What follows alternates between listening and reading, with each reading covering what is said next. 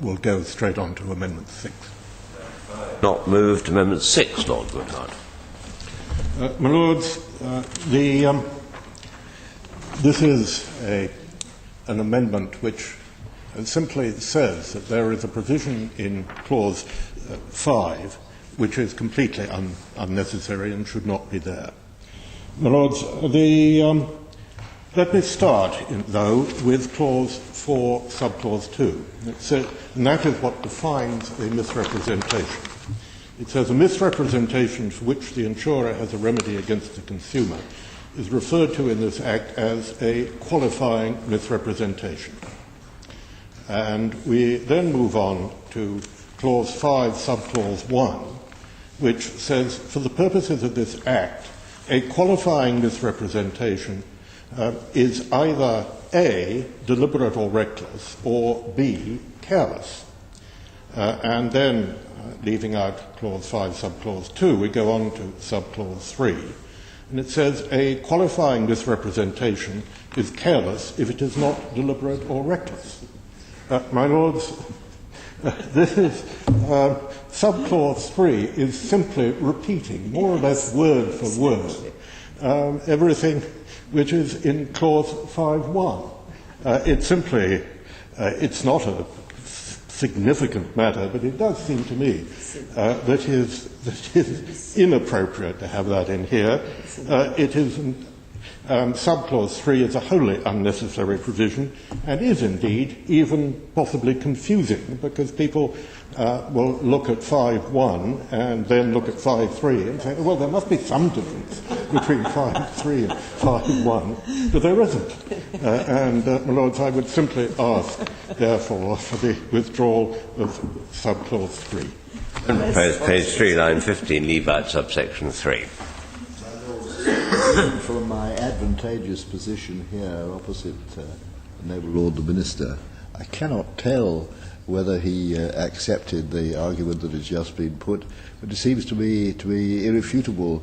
There's no point in subsection 3. It's redundant. We've already got it very clearly at the beginning of the clause. My Lords, I would support the arguments advanced by Lord Goodhart. My Lords, as it happens, I do believe that the amendment, Amendment 5, which my noble friend Lord Goodhart withdrew or didn't move, or whatever the term is, actually would have been useful tidying up of the drafting, which I would have been happy to accept, and I will have to think now whether the government should bring something forward to that effect at the next stage, because it wasn't a big point, but I do think actually that would have been helpful.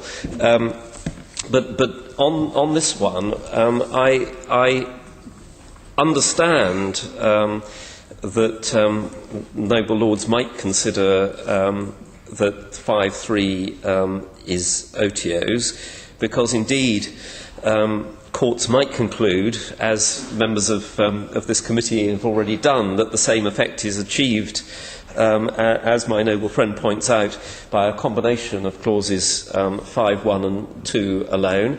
And I can assure the committee, just as we look very carefully at the now withdrawn Amendment 5, we look very carefully at the drafting of Amendment 6. And if I did not believe that there was some merit in keeping this subclause in, then I would be delighted to take it out. However, I don't think we should take it out. I mean, I think I heard my noble friend say that at best it was redundant and not damaging, and so I would suggest that that we should consider the following. This bill is intended to be a deregulatory measure, which is clearing up an existing area of legal and regulatory uncertainty.